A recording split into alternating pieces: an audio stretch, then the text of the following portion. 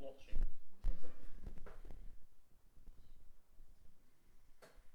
Oh no.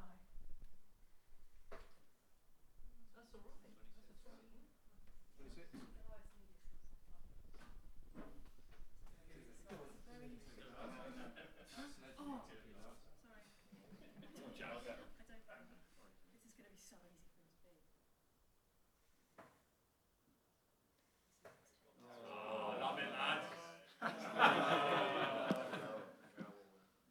all right. 26.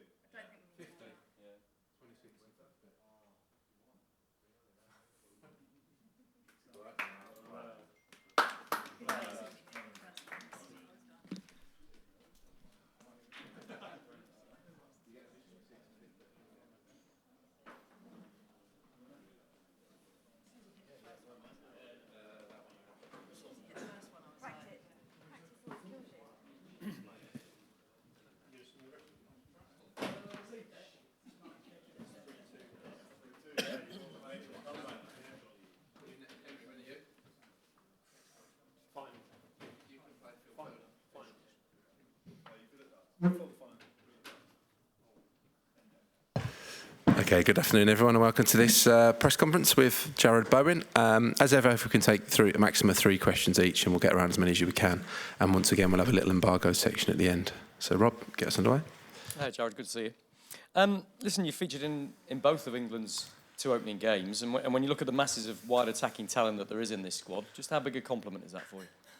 Yeah, it gives you a massive confidence boost as well. I think one of the main things that especially some of the experienced lads I spoke about is being ready for the opportunity, because you never know when it's going to come. And for me, like I said, I think when we spoke before, it was honour to play for your country in the first place, but to do it at a major tournament as well is another thing. And the 2 games have been, really good tests for me to come in and, winning the first game to, help defend the lead, try and make an impact. And I think that's the main thing you can do when coming off the bench is bringing that energy that I know I can bring, that freshness, and also trying to make an impact in the later stages of the game. So for me, yeah, it's been a real confidence booster, and to be in both of the games is a really proud moment for me as well.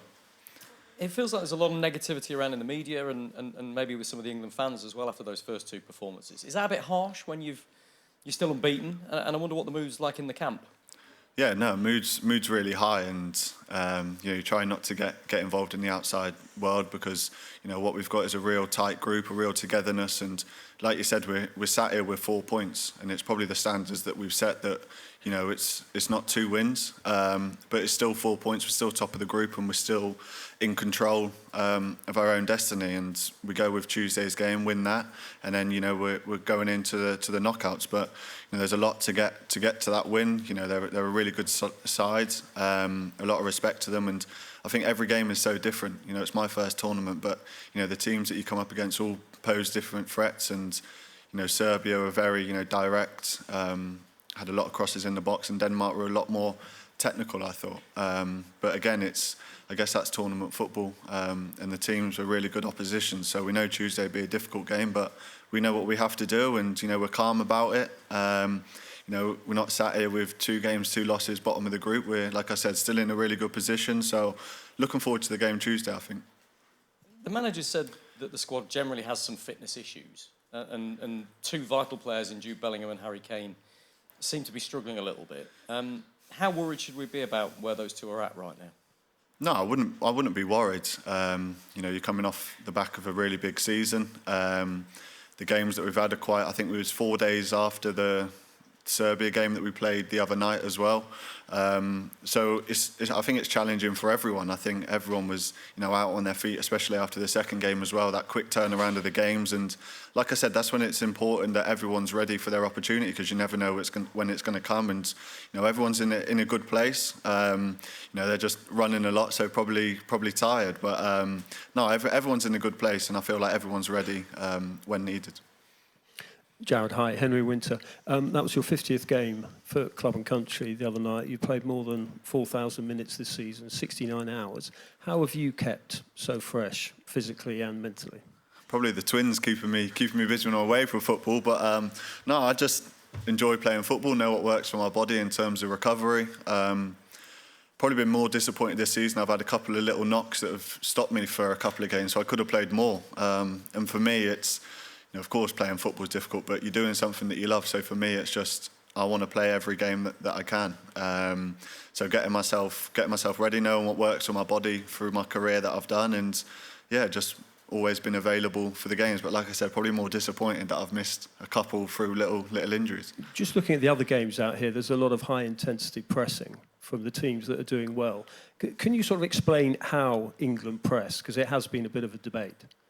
Yeah, no, I think it's, the games that we've had, especially the first game, Serbia were, like I said before, very direct, went forward, and we knew that, if we maybe stepped on a bit too much, the second balls, we leave ourselves open, in the middle of the pitch. So, I think it's finding the right balance. And I think in games we've done, Dec done one the other day when he won the ball back on the edge of the box. And it's just finding the right moments and the right balance to go, because, like you said, it's challenging to press for 90 minutes. I don't think any team can do that. But it's picking the moments, and as soon as you win the ball back a couple of times high up the pitch, the opposition will then, they might go longer, or they might think again about trying to play out from the back when you get that success from it. But not all the time you're not going to get success, but it's about sticking with it. And when we do win the ball back in the dangerous positions like we done the other night.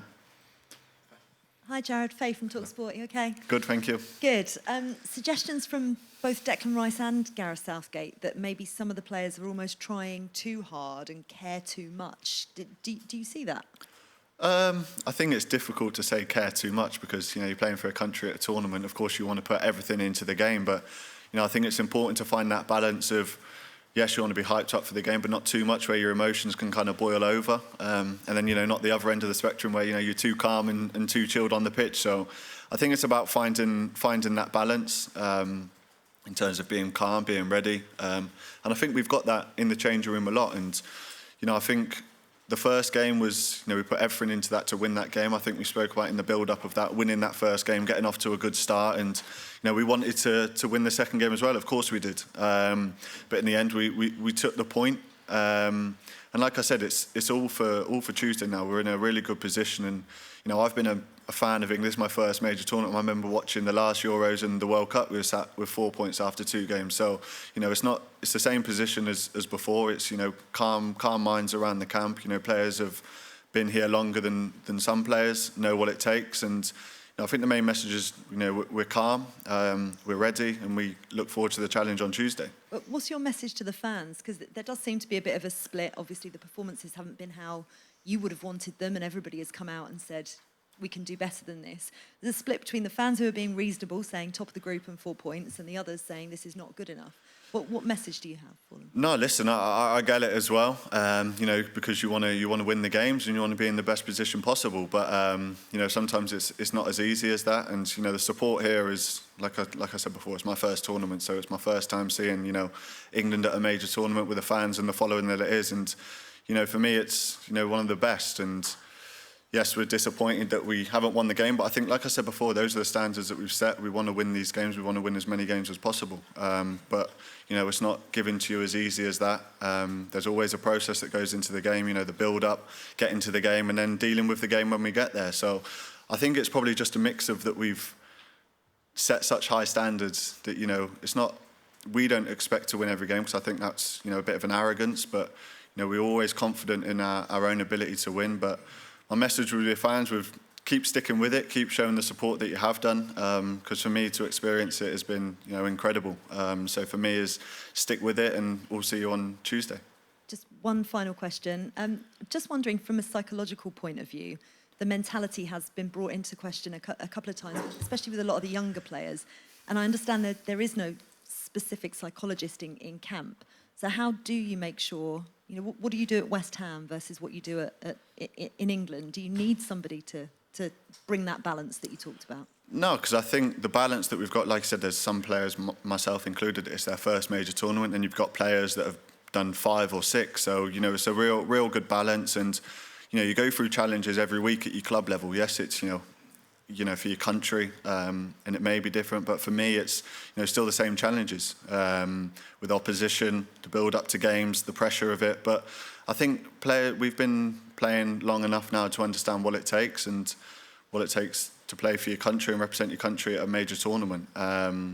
So for me, the guys that have been here a longer time have been really supportive with that. And, you know, if you ever need a conversation, you know, you can always have a quick conversation. But yeah, like I said, we've been players playing at the, you know, the highest level. So you know what it takes to win. You know, I feel like we're a team of winners, and we want to win and really want to achieve something. So like I said, it's finding that balance of having players that have experienced it, to maybe help the players that, you know, haven't experienced it before. But I think it's a really good balance to have as well. Hi, I'm Davide with Gazzetta in Italy. You mentioned this is your first tournament. I'm curious, what have you learned so far about the experience? How much the experience is making you better? No, I've just enjoyed every minute of it, and I'll continue to keep enjoying it. Like I said before, to play for your country, for just getting one cap was something, and then, you know, to do it in front of the England fans, you know, England away, was really special. So for me, it's learning, you know, every day. Every day we're on the training pitch. Like I said before, every opposition has a different game plan. There's different, you know, challenges that go into the game.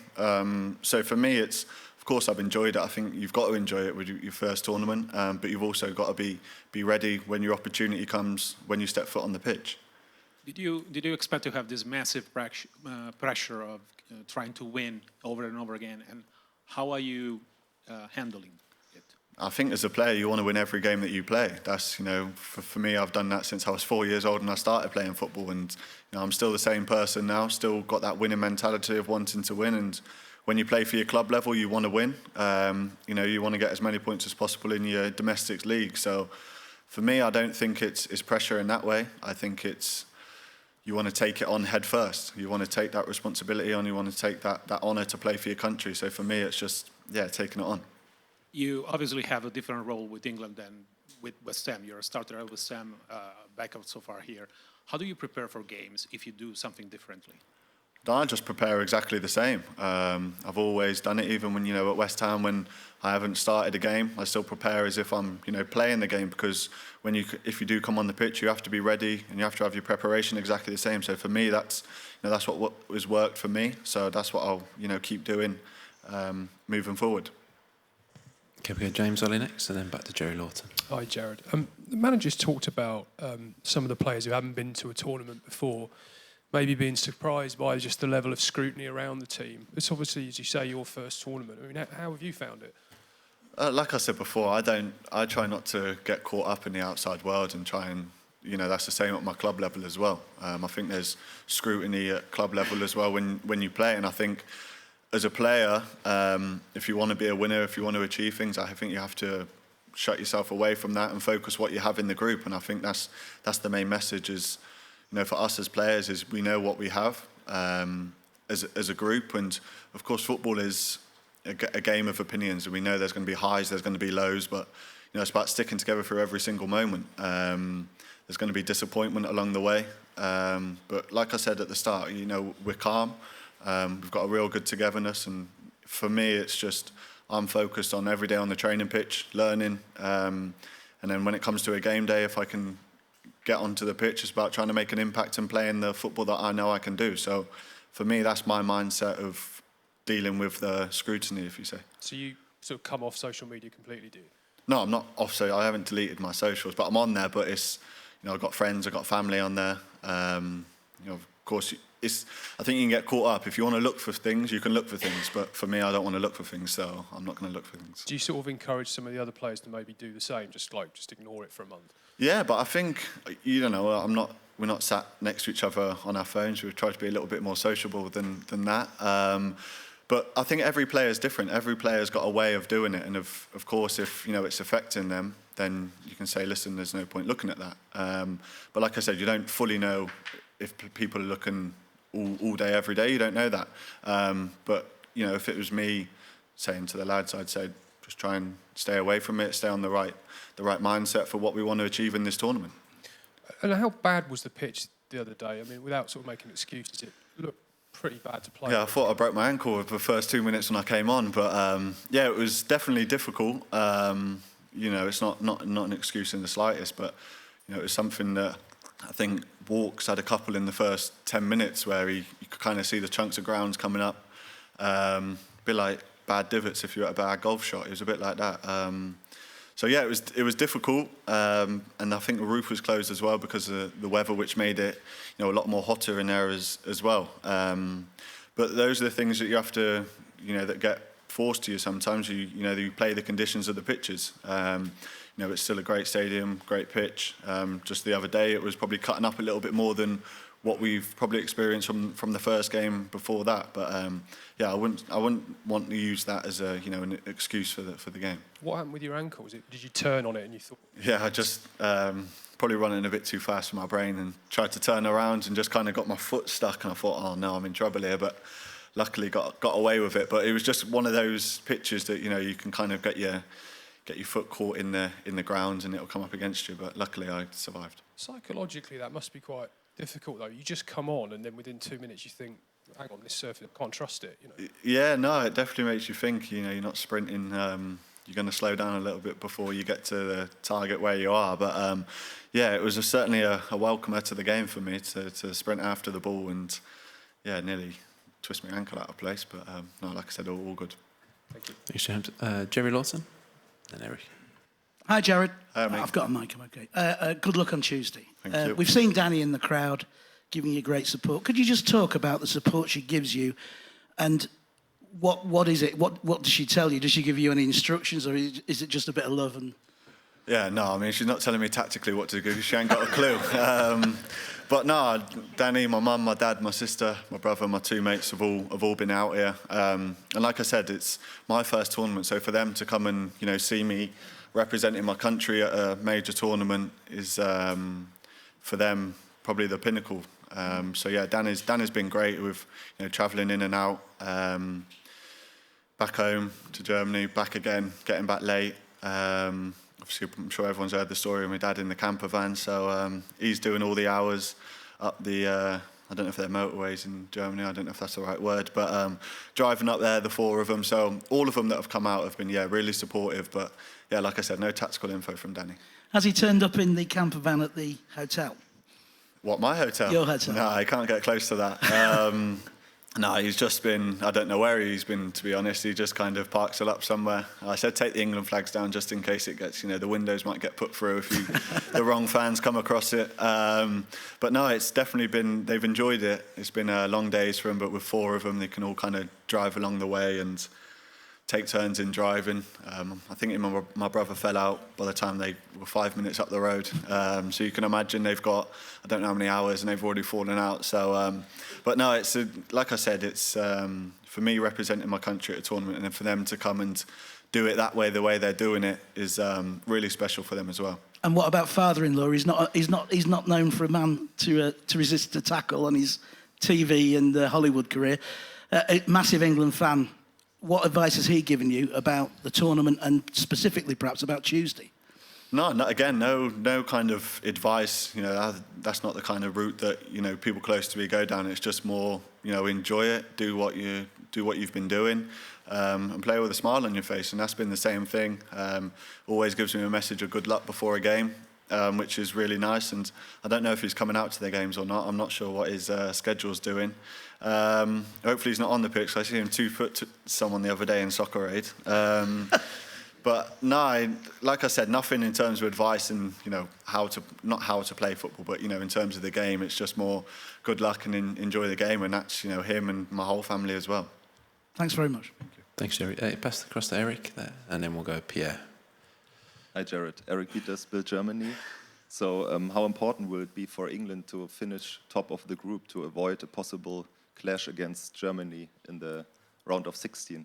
It'll be good for the spectators, I'm sure. But no, we know what we have to do. We're kind of in control of the destiny of the group.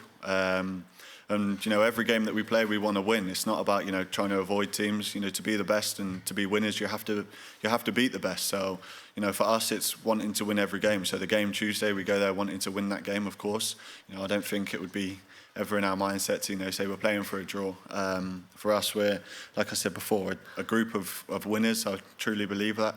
And we go to Tuesday with the mindset to win the game. And, you know, then the knockout stage, football take care of itself, who you play against. Can you say something about the atmosphere here in Germany? So are you satisfied? with it? Yeah, no, very satisfied with the atmosphere. I think it's really good. You know, the Denmark game the other day, all their red T-shirts behind the goal.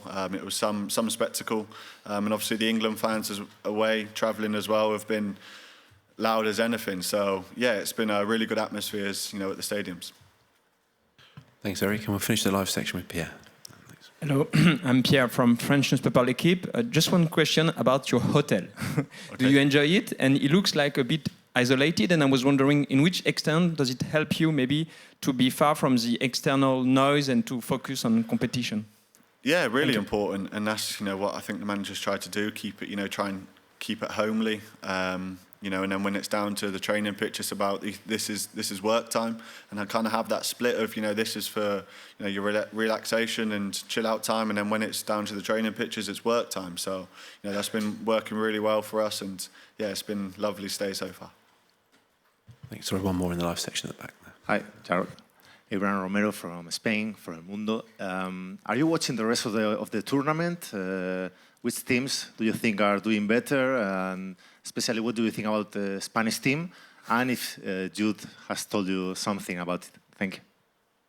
And I thought you'd ask about Spain because they're doing so well. But no, there's been lots of really good sides that have started really well. I think Germany and their country as well have started really well.